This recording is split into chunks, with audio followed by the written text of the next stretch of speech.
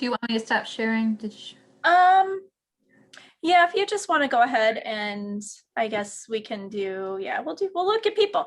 People are good. I think that works.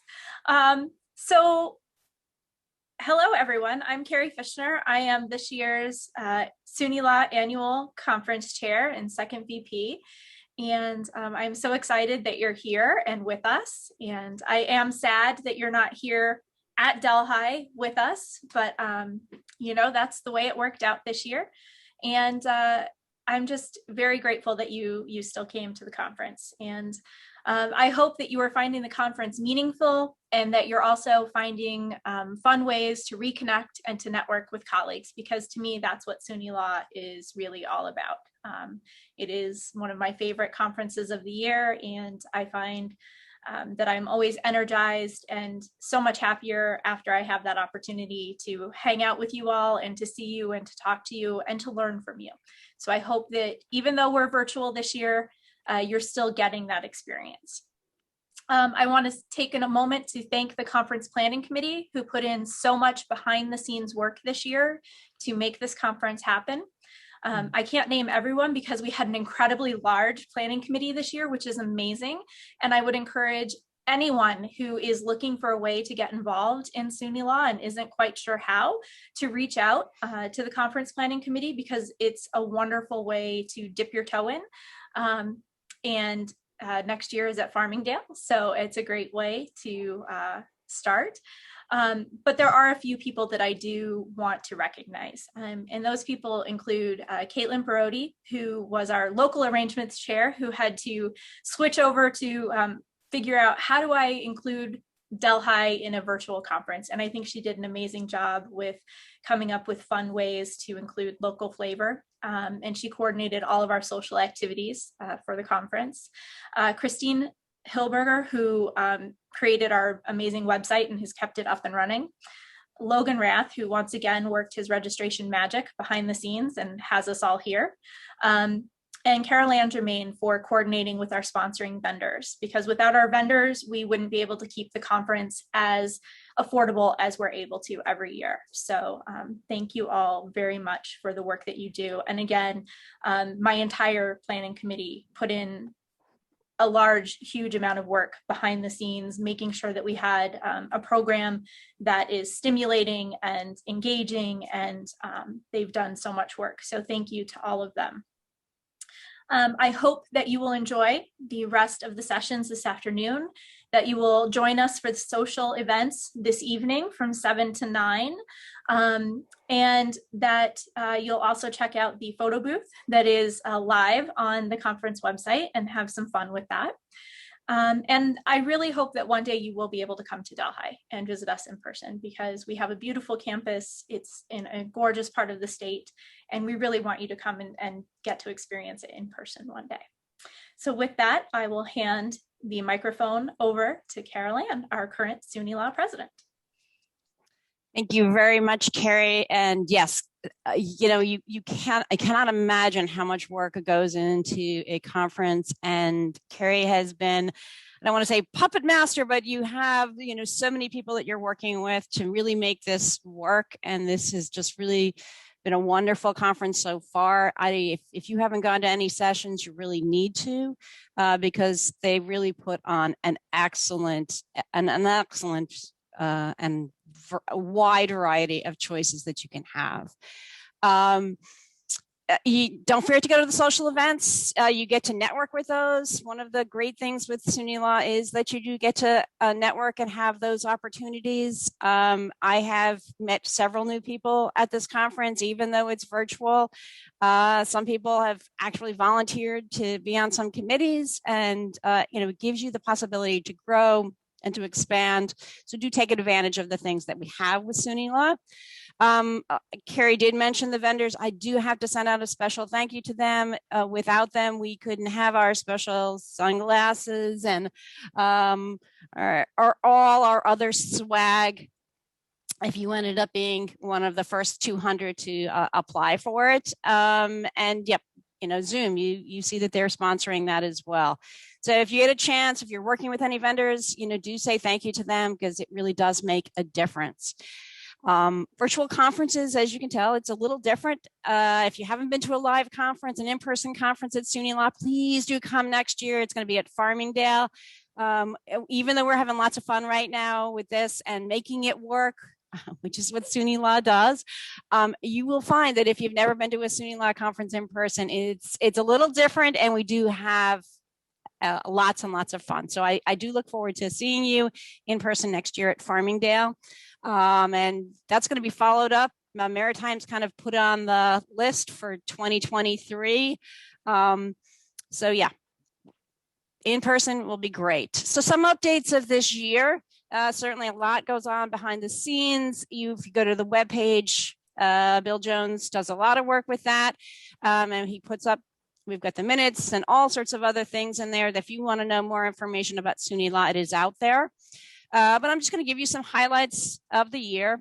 Our membership is, the other day when I ran the numbers, it was at 400. We probably have a couple of more since then. We do have 42 lifetime members. So if you haven't looked into that, you have to pay once, and then you don't hear it back from me again ever. We have 111 student members, and we have a group that's working with them, which is really, they're doing a great job. If you want to mentor a student, get a hold of Amanda Lau, and you can really work with a future librarian and make a difference. As I mentioned, we've got lots of committee work this year. Personnel policies, they're drafting an exit policy. I noticed in the blog that they were looking for some input. So if you can do that, that's a part that you can play in SUNYLA. The Professional Development Committee continues to provide grants. Yes, there's money out there from SUNYLA. It is a nice perk for your membership. And this year we increased it to $750. That doesn't mean you have to have a project that's $750. You can have a project that's a few hundred. We had some people going to virtual conferences that were less expensive and they put in for it. So take advantage of that. Publications continues to put out excellent newsletters. They are maintaining a great social media presence. Again, if you think you're a good writer or want to participate, let April know. She's always willing to work with people. TDG put together, once again, a great midwinter virtual conference. There were over 1,100 registrants. And just like this program, those are also on the internet. Bill has been really great as far as putting those together with the Web Development Committee. And so go out there. If you miss some sessions, I know I can't go to 5 sessions at the same time. Those are up there. Look for them. SILC, which is the SUNYLA Information Literacy Committee, sponsored a suite of anti-racist pedagogy workshops this year, which have been well attended and very, very informative. And they did a really, really nice job. Archives and Scholarly Communications are working on digital policies. And the Promotional Tenure Ad Hoc Committee is once again providing an excellent conference workshop tomorrow afternoon. Do attend. Those are really, really great. We created a new SUNYLA award. It's the SUNYLA Mentor Award.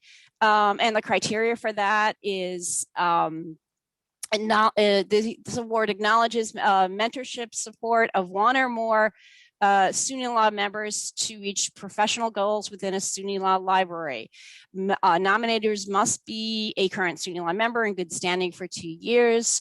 The recipients do not have to be SUNYLA members. So let's say you had a really great professor, or you've had somebody at your institution who's really been a great mentor, even though they may be outside the library. They may have really helped you with your be becoming a better librarian or library professional. It doesn't have to be a librarian, it could be a library professional.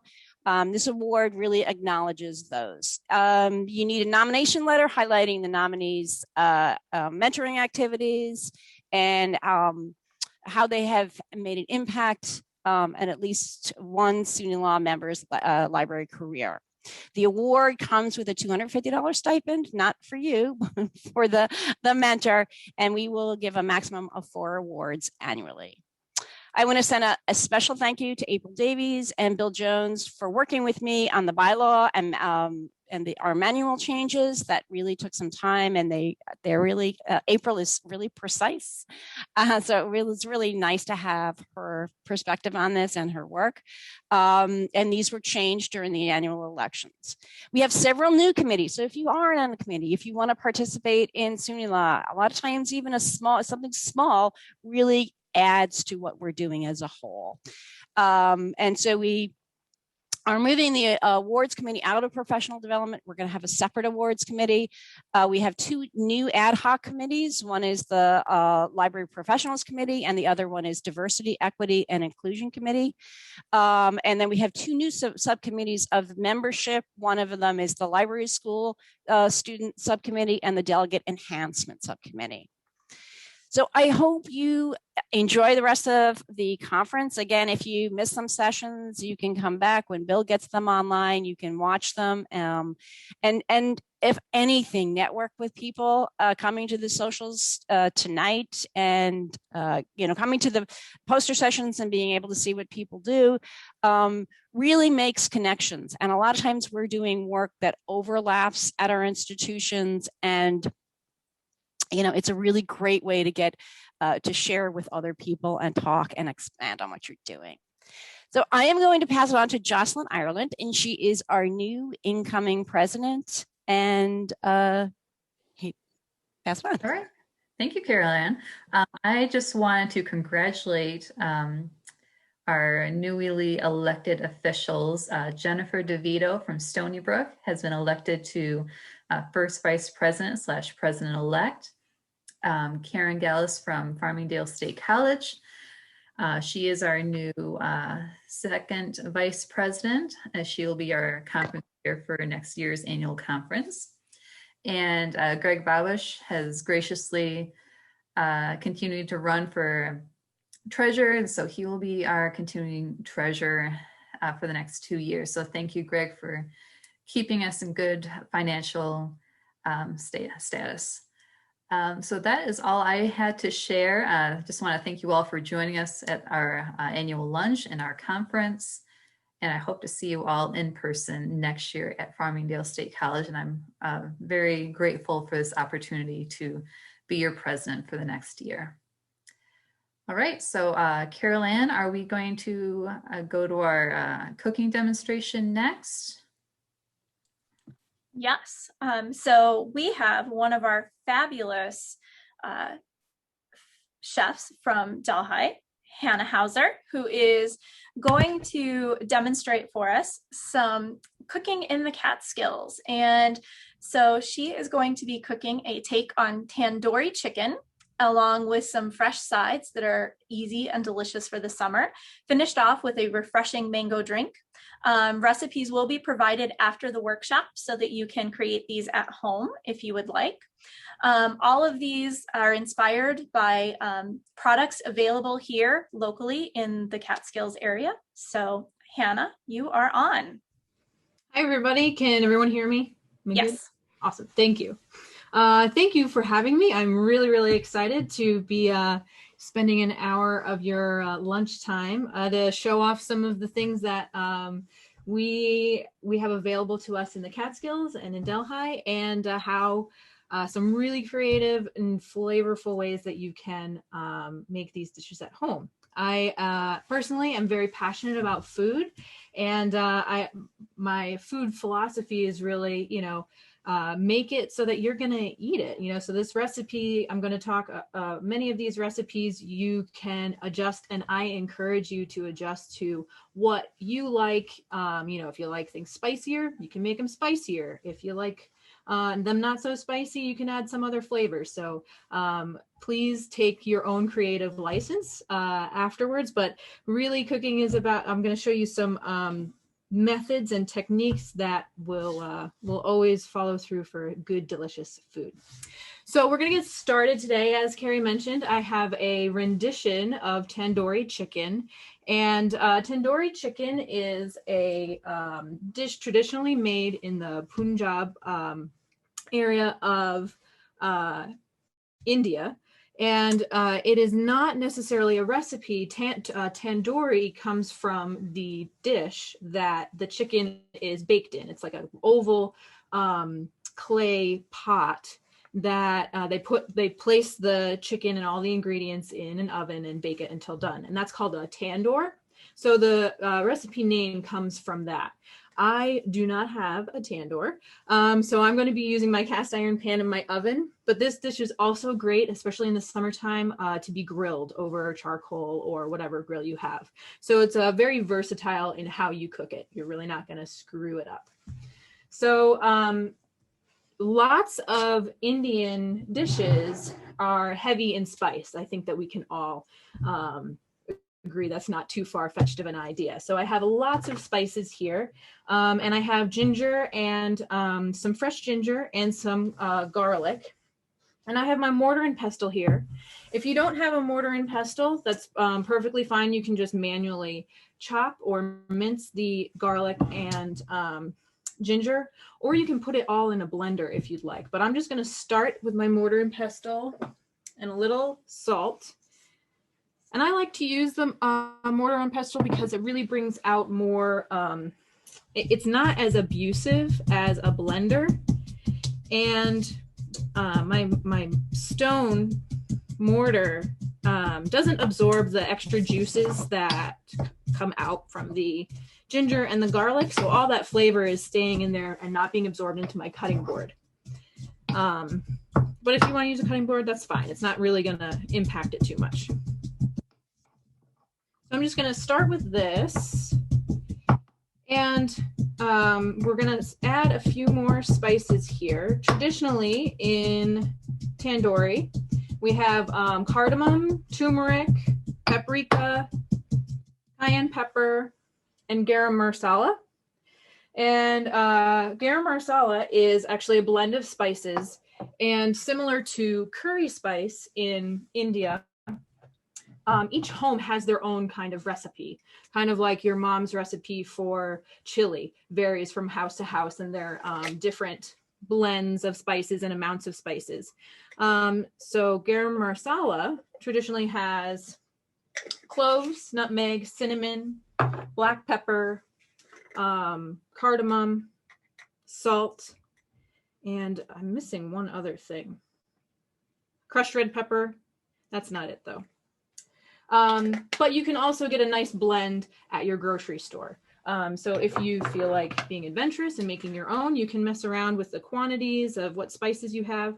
But garam masala isn't really a spicy, hot blend of spices. It's, you know, with the cloves and cinnamon, it's very warm and round and smooth.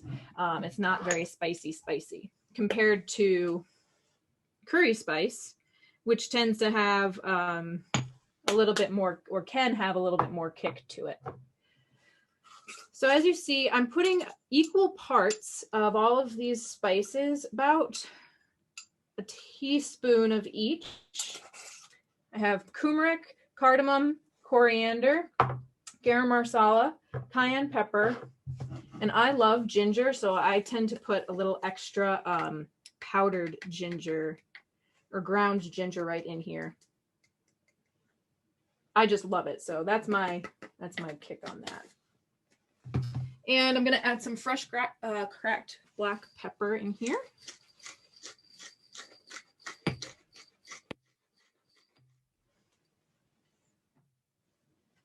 We're going to stir this up.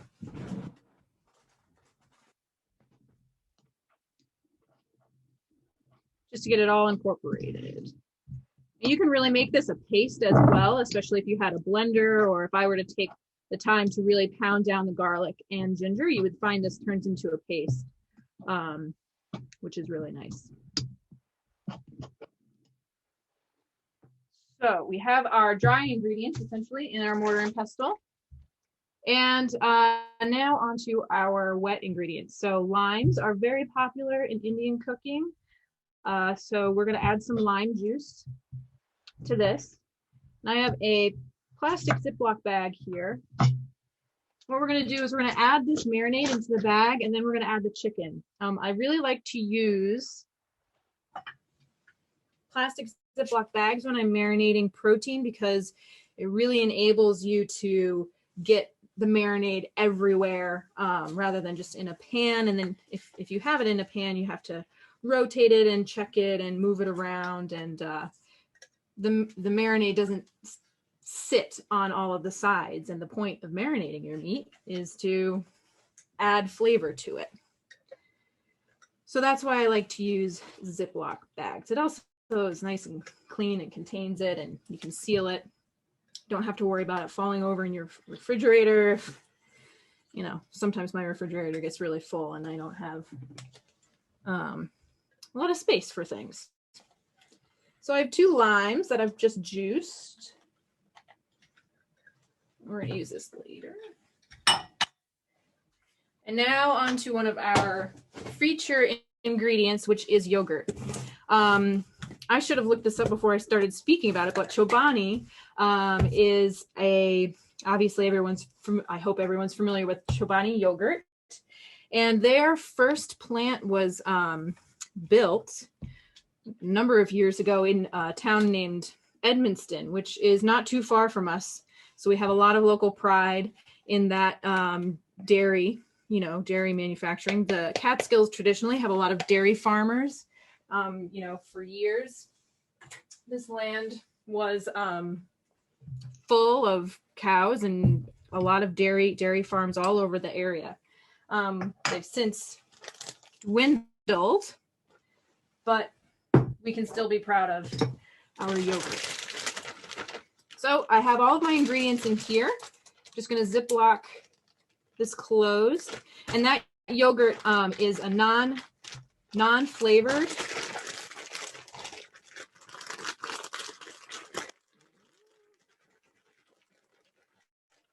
The bag also makes it really easy to mix up everything, so it's all consistent.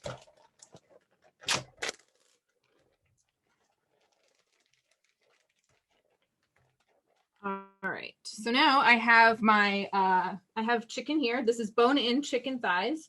If you wanted to, you can certainly cut this in half so you have the drumstick and the thigh separated, so they're a little bit smaller. But I'm just going to leave them whole.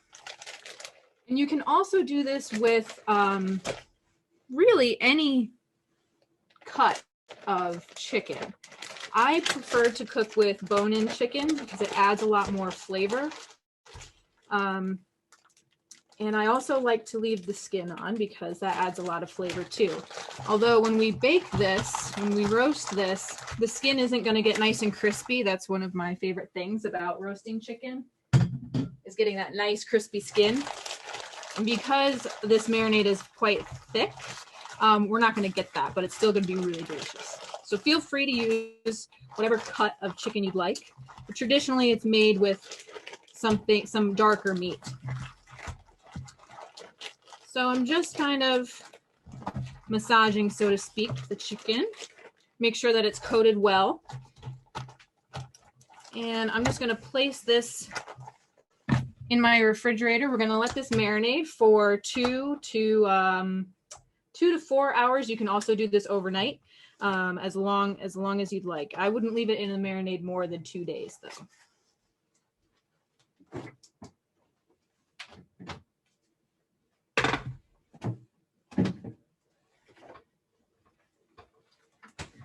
Fortunately, I have a pan that I made earlier today. So now we're going to start with the next step. So over here, I have my cast iron pan. And I'm just going to set this to a medium-high heat. With a little bit of oil. I don't like to use olive oil when we're frying things. I think that using a good flavorful olive oil you should use when you're finishing something or when you're putting it in a salad dressing, something like that. You can use vegetable or canola oil for this application. And I'm also going to put a little bit of butter to help develop the flavor, because everything's better with butter. So, but if we were just to cook with butter, what will happen is the sauce will start to burn. It has a much lower smoking point than oil, which is why I like to blend both the oil and the butter, and it raises the smoking point of that. I also have my oven set to 375. So all we will do is start the cooking process in this pan, sear the chicken, and then we're going to stick it in the oven until the chicken is cooked all the way through. It'll take about 40 minutes. And then we'll move on to the rest of our recipes. While I'm waiting for the pan, does anybody have any questions? Feel free to raise your hand or just shout out or anything like that. I'll be happy to answer any questions or comments while we're cooking. I have a question. What changes would you make to the spice and marinade blend if you were doing this with a different protein like lamb? That's a good question. I don't know. I don't think I would change too much. Maybe if, because lamb, even though it's a redder meat, it's also still delicate, like poultry. It's not like we're doing a beef thing. Beef, I think I would change. I would definitely do a little more spice. Maybe not. I would maybe omit the garam masala, but still do ginger. Maybe I would incorporate a little bit of curry. Maybe lamb.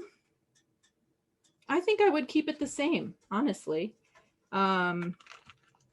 I think that this marinade is pretty versatile in that way.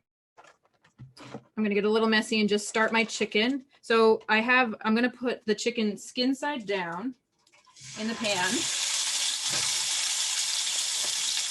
And I'm trying to fit all my pieces here.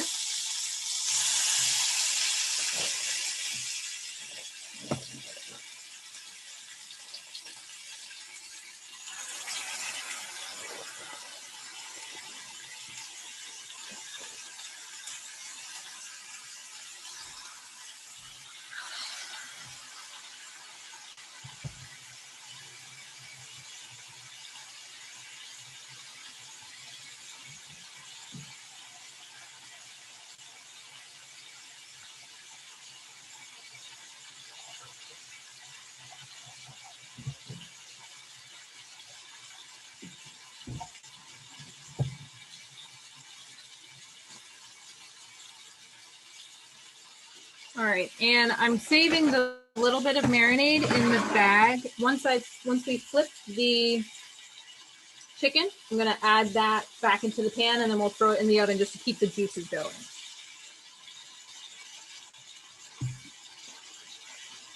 All right, on to our next recipe.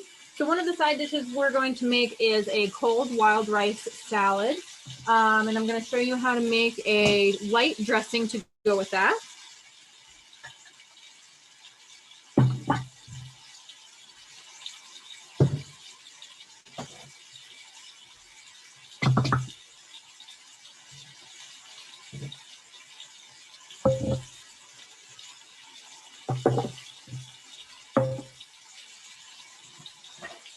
So in the summertime around here, once people's gardens start really coming in, as I'm sure with everyone else, you know, there's just a plethora of herbs, and ramps are obviously a huge popular thing in the Catskills. Everybody goes ramp crazy, and they are delicious. I wanted to make this recipe with some garlic scapes, which if anybody is not familiar with, it is the top of the garlic plant before it goes to seed. It kind of curls around. And that's a wonderful ingredient to make a pesto with. And you just blend some garlic scapes, a little bit of extra herbs that you might have in the garden, some salt and pepper. And that's what I would use for the base of my dressing here. And I wouldn't add any other garlic, obviously, because the scapes are really nice and mild, very stringy and soft. And that's what I want to make out of this cold rice salad. This is a great salad to make over on these hot summer days when you don't feel like heating up your kitchen. And you can put anything you'd like in them. I'm just going to flip my chicken really quick.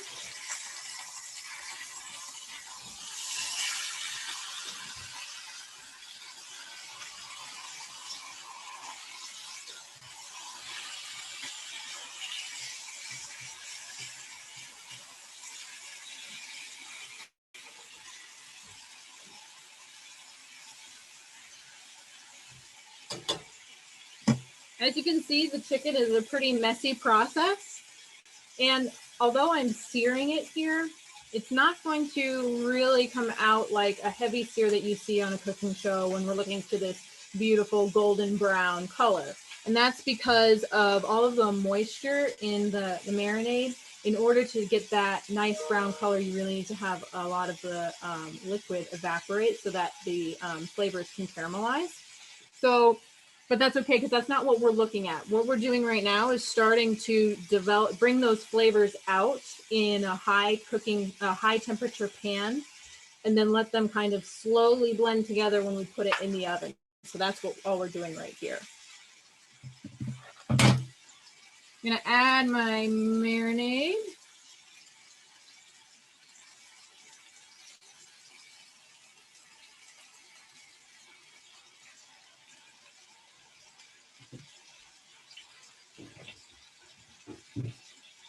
And I'm also going to add a little bit of additional chicken stock, just to thin it out a little bit. Really not that much, maybe like a tablespoon. And I'm going to throw this right in the oven.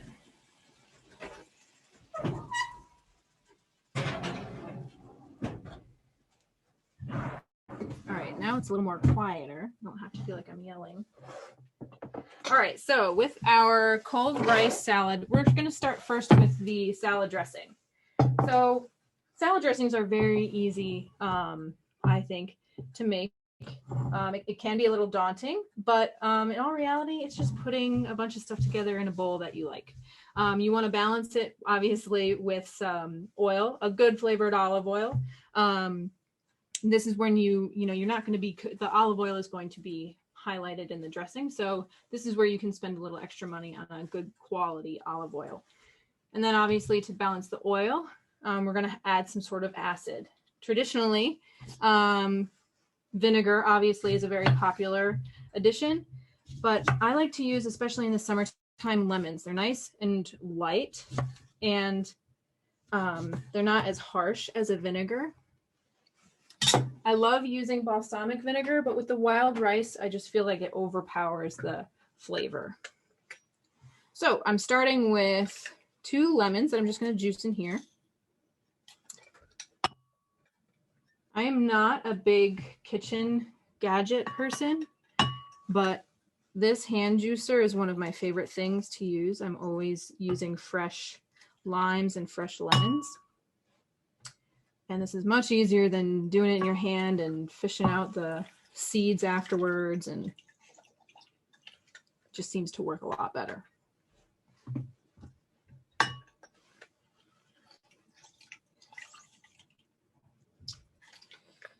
All right, so we have that.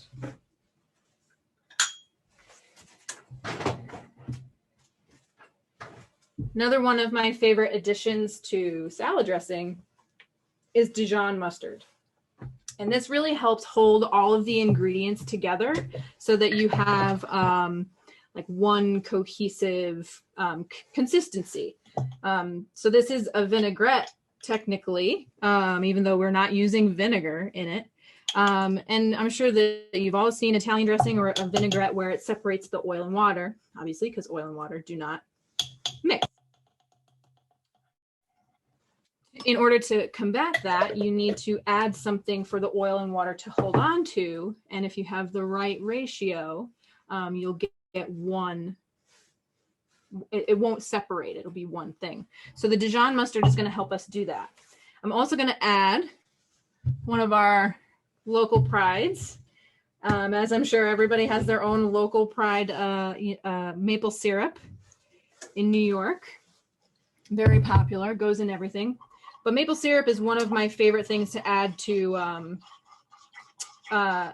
salad dressings as well. It's a much cleaner sugar to add, and it just really mellows out a nice little sweetness added to the to combat the lemon juice. So I'm just blending that up loosely. I have a little bit of salt. fresh cracked pepper.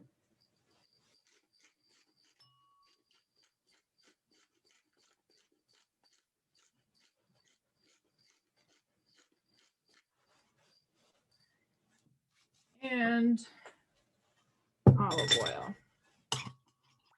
Actually, using a whisk is a little easier to do this. Now I can tell already I'm not going to have one cohesive, it's not going to be the same consistency here. I have way too much lemon juice, so that's fine for this application.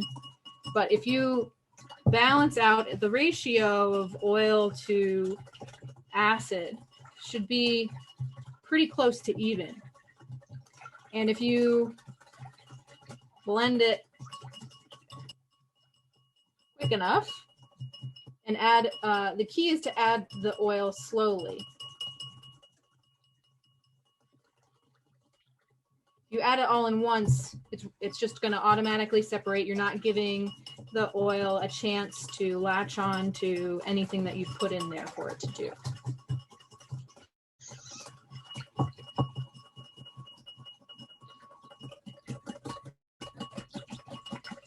That's gonna be it. We're gonna taste it.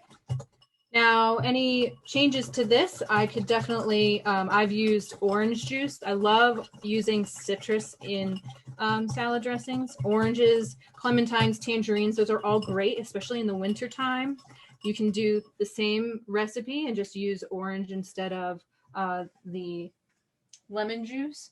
Put it over a nice fennel salad or anything really, any just regular winter salad.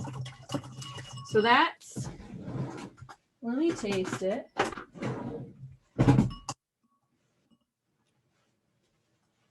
That's great. That's really good. So I have the recipes typed up and I'll be sending them, I guess, to Carrie after this show so that they can be dispersed. And what this recipe will reflect loosely what I've done here. And I tend to make my salad dressings much more tangy. I use a lot more acid. That's just my preference. So feel free to use less citrus or vinegar if that's what you're using. If you don't like it as tangy, it's not. This isn't you know, very strict. It's however you're making it, however to your taste. You're going to be the one eating it, so make it how you like.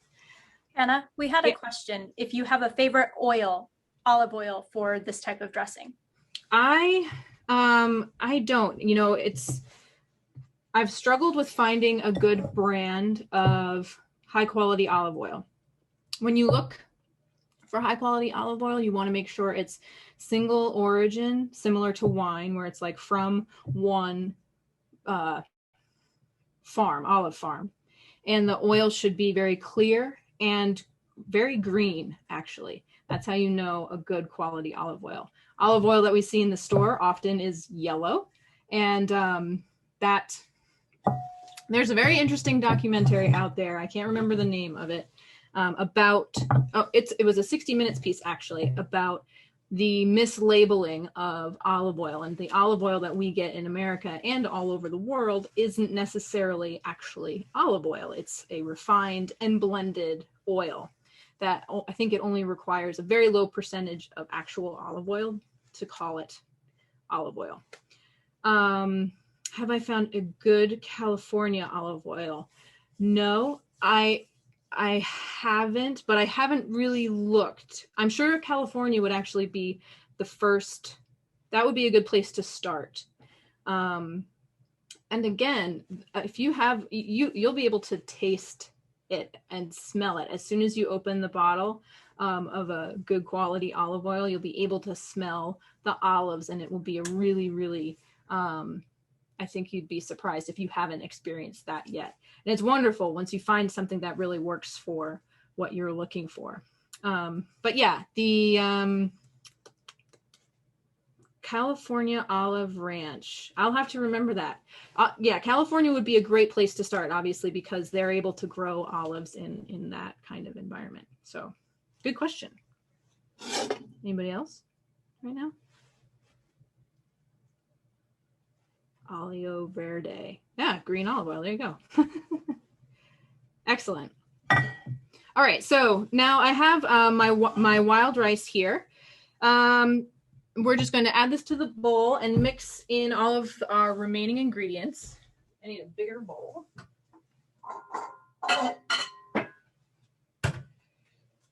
So because this is a cold salad, as you can see, I have my rice that I cooked this morning and I put it on a plate. And it's really important when you're cooling down rice to make sure that you spread it out and don't keep it like in the original pot or in a big lump. It has a potential to grow a bacteria as it's cooling down. So just spread it out on a plate and then stick it in the refrigerator until it's cold. And you should be fine. So to this, we're gonna add a bunch of vegetables. So I have some grape tomatoes, some fresh red pepper. It's gonna be very colorful. Some scallions. This would also be where I add the garlic scape pesto, or just, some mushed up garlic scapes. Some ramp leaves. Those are also very popular. You can slice them up very finely and add them to this. I have some dried craisins here. One of my favorite things to add to salads. And sunflower seeds. These are things that I really have on hand all of the time. And when I'm building salads, I really look for contrast, right? So we have some soft and sweet red peppers and tomatoes. We have a light onion flavor from the scallions. We have some sweet and dry craisins. They add a much different texture, as well as the sunflower seeds. So there's a lot of stuff going on in here, and it's all going to complement each other. So now I'm going to add probably half of this to start. I'm going to see where we are. And as you can tell also, all of the ingredients that I've added, except maybe the grape tomatoes, are about the same size as the rice grains. And that's intentional because then you'll really be able to mix things well and nothing's going to float to the top or float to the bottom. Same method you should use when you're making a pasta sauce and choosing your pasta to match the consistency of the sauce. So if you have something chunky with a lot of vegetables and shrimp, you should be using something like bow tie pasta or rollatini or penne. If you have a smoother sauce like a pesto or just a marinara, that's when you use linguine and spaghetti and angel hair pasta. And that just keeps things from being left behind in the plate.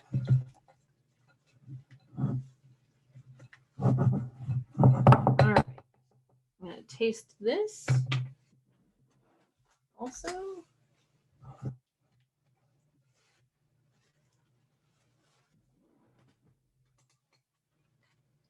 That's pretty perfect. At this time too, you can add some additional salt. When you have the, don't be afraid of this dressing being too strong, especially when you're adding it to rice, because the rice is going to, the flavor is going to spread out. It's going to absorb that and it's going to lose some of its intensity as it's sitting in the dressing. So if you think that's a little too strong, just try it in the rice first. Don't overwhelm it. And then you can always season with additional salt and pepper if you need afterwards. All right, so that's dish number 2. We have our wild rice salad. Gonna clean up really quick.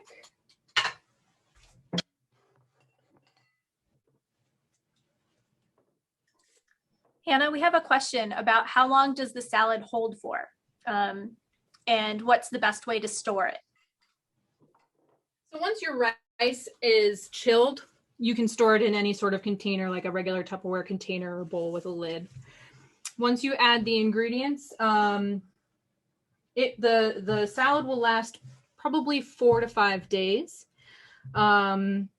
if you're making it a day ahead, like to bring over to somebody's house for a picnic, I would add some of the dressing, and then I would go light on the dressing, and then just as you're about to bring it over, mix it around and taste it again, and then add more dressing if needed, because the rice will absorb the marinade or the dressing. You don't want the rice to be mushy. So if you add a lot, it'll get mushy and puffy. The rice will continue to absorb all of that moisture. It's not going to ruin it, but just hold off a little bit if you're planning on bringing it over to somebody's house the next day.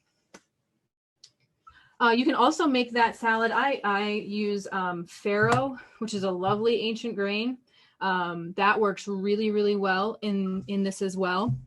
Any grain, you know, you can even do plain white rice, brown rice, barley, things like that. The idea with that recipe is to really make it your own, right? You can, if you don't like tomatoes, don't put tomatoes in it. You can add all sorts of other vegetables. It's also a great thing to use throughout the seasons. You know, as we get into the fall, everybody has the great zucchini squash trade, because everybody has a plethora of zucchini or summer squash in their garden, and you know, you can only eat so much zucchini bread. You can chop up, you know, dice up some zucchinis and summer squash and toss that right in with this salad, and it's a great addition because the squash will soak up the dressing really well. Also, it's like a sponge. Yeah. All right, so I'm gonna check the chicken really quick, see where we're at.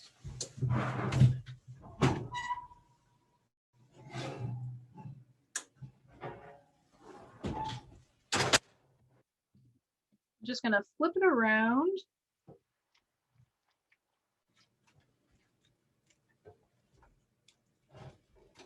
Looks like we're in good shape. I'm gonna turn it back in. And then we're gonna move on to the rest of our.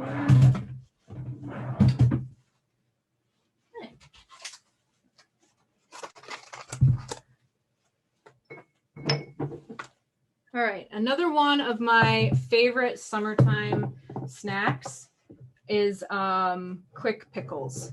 And everybody has, everybody seems to can pickles and have there's, I don't know how many recipes my mom makes, but it's a little ridiculous. But I've never been a fan of canned pickles. I've recently, you know, taste change. But I've always loved this recipe. It's very quick and easy. These cucumbers are, they stay really crisp and crunchy. And they're a really great addition to this dish. When we take it out, I like to put the pickles just right on top of the chicken. And it's a nice contrast of the cool, crisp, crunchy, tangy cucumber to something very soft and mellow and just very, very warm and delicious. So this is a very simple recipe. I just have one cucumber here. And I do peel this, and I call them quick pickles because it's going to be pretty evident why we call them quick pickles, but you need to remove the skin in order for this to work as quickly as it does. We're just going to slice these into coins, about 1/4 inch thick. If you slice them too thin, they're going to break down, which is fine, but you're just going to be eating them with a fork rather than your fingers.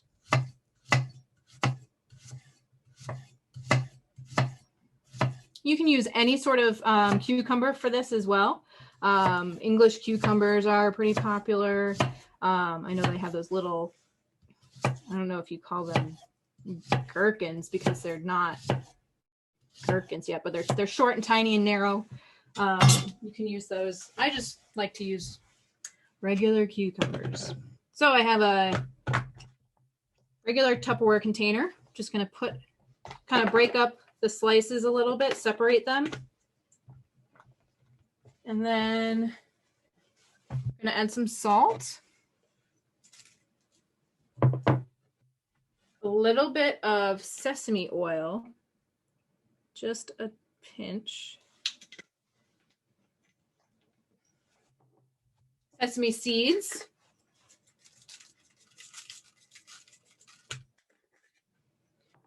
A few flakes of crushed red pepper.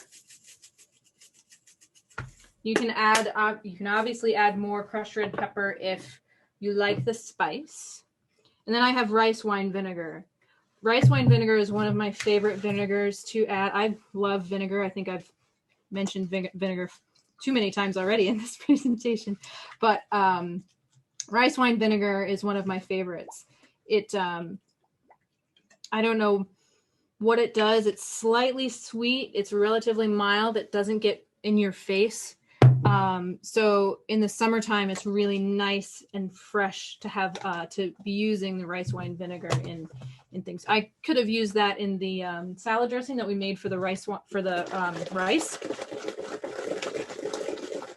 So all I do, shake them around, make sure that the liquid is getting through all of those cucumbers, and that's it. I would let them sit for 10 minutes maybe. And these will last in your refrigerator. They'll stay nice and crunchy. Excuse me. They'll stay nice and crunchy for 3 days. They'll last for 5 to 7 days, but they'll kind of start to really absorb the liquid and become mushy after that. So I'm going to stick them in the refrigerator until we're ready to use them.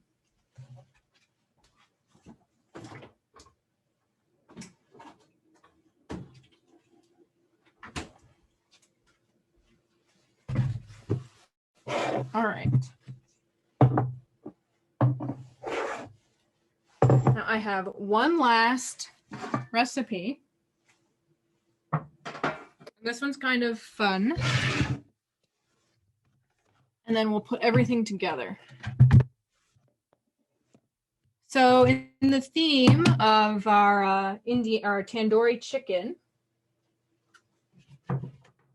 a popular drink in India is called lassi, and there are many different kinds of lassi. They are the basis of a lassi recipe is the use of yogurt. So we're going to be using our Chobani yogurt again, and they actually have I'm forgetting the name now, it's called a salty lassi, but it has a traditional Indian name. But today we're going to be making a mango lassi. Very simple. And this is a really, really refreshing, mellow drink and I think it's just perfect to go with this meal. And it's also a wonderful thing to have during the summer. So I have my blender. I have a Ninja blender. You can use a regular blender, food processor, or anything like that. But I have my mango chunks. You're starting to see mangoes in the grocery stores that are coming. They are coming into season, so you can get some really fresh, delicious mangoes. Now, just make sure they're nice and red and soft. You know that when they're ready, don't squeeze them, but when the skin turns red and orange, and you can lift it up to your face and smell them, and it smells like mango. They're really fragrant. That's when you know that they're ready. So all we're going to add is some more yogurt. It's about equal parts yogurt and mango. I'm going to add a little bit more sweetness with our maple syrup. It doesn't need too much because the mangoes are really nice and fresh. But I like adding the maple syrup to give it a little extra kick. And I do need a little more liquid in here, so I'm going to use some milk. We're fortunate enough where we can still get local milk right around the corner. There's a farm called Clark's Farm, and it's absolutely delicious. And that's it. If you did not want to use milk, you don't have to. You can use water, or you can use any sort of almond milk, oat milk, anything like that. If this was 5 o'clock, I'd be adding some rum.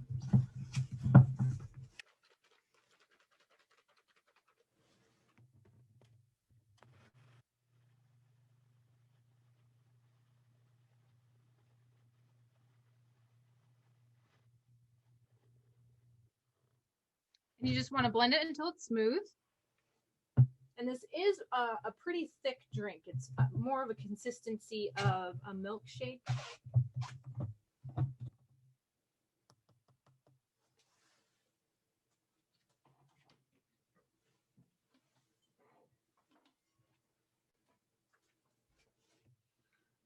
And that's, as you can see, you should have this in the morning for breakfast.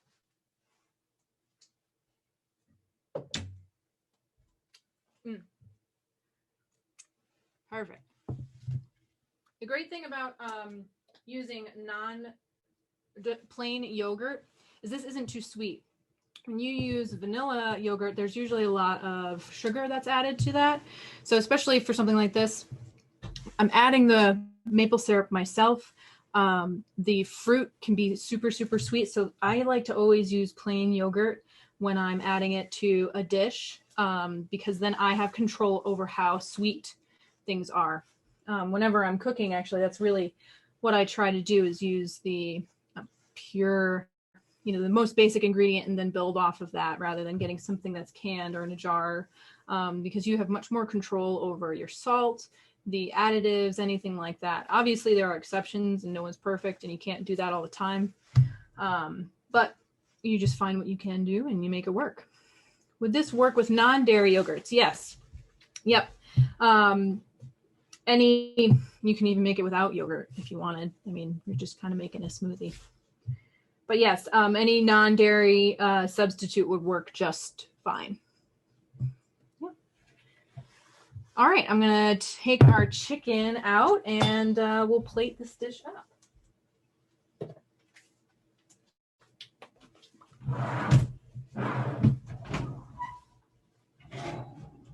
Oh, this looks really wonderful.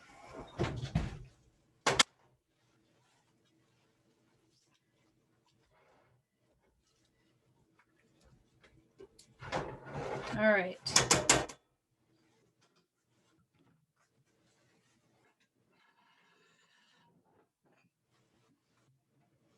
The beauty about having these virtual cooking classes is if the chicken's underdone, you don't know. But hopefully next year we'll be able to do these in person, and then people can try things and smell things and really see and get to feel what's happening in the kitchen, because food is so much more than just the recipe that I'm making in front of you, right? It's all about everybody gets together to share stories of some memory they had, or their mom's recipe, or what they do traditionally at this time of year. And there's a lot of sharing that goes along with food that we've really missed out on over the past year, as with everything else. So hopefully we're moving in the right direction, and maybe next year I can make this in front of you.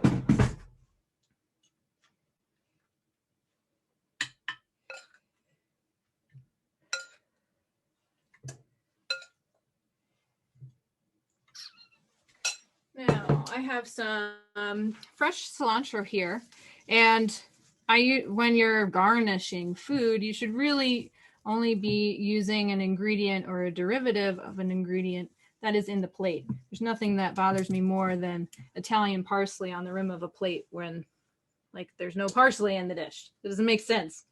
So cilantro, the seed of the cilantro is coriander, which is what we used in our spice mix for the tandoori chicken. So I do need a little bit of extra green to spice this up.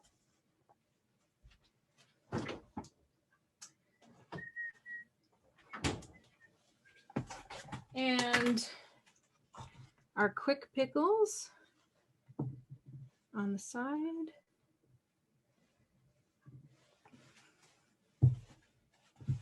Perfect. And now I'm going to go up in the corner and you guys can take a look at what it looks like. Can you see that under the? Yep. Looks great, Hannah. Thank you. And don't forget this. Add some rum.